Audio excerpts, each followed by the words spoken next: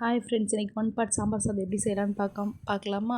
அதுக்கு ஒரு spoon key, ஒரு ஸ்பூன் ஆயில் விட்டுருக்கேன். இதோட கடுகு, சீரகம், உளுந்தம்பருப்பு சேர்த்து பொரிஞ்சோடனே சின்ன வெங்காயம், 3 பச்சை மிளகா இதெல்லாம் சேர்த்து நல்லா கிண்டி விட்டுக்கிறேன். கருவேப்பிலை இருந்தால் கூட சேர்த்துக்கோங்க.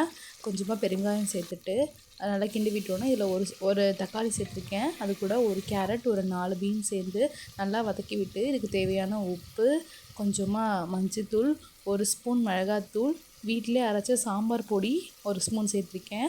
இதுவே போதும், வேறு எதுவும் சேர்க்க வேணாம். இதெல்லாம் சேர்த்து நல்லா கிண்டி விட்டோன்னே இப்போ நான் இதால் 1.5 கப் அரிசியும் 1/2 கப் பருப்பும் எடுத்திருக்கேன். அதனால் 1க்கு 4ங்கிற 2க்கு 8 கிளாஸ் தண்ணியும் கொஞ்சமாக புளிக்கரைசல், கொஞ்சமாக வெல்லம் சேர்த்து நான் ஆல்ரெடி 1.5 கப் அரிசி 1/2 கப் பருப்பை ஊற வச்சுருக்கேன். இதெல்லாம் சேர்த்து ஒரு 4 விசில் வச்சு எடுத்தால் ஒன் பாட் சாம்பார் சாதம் ரெடி.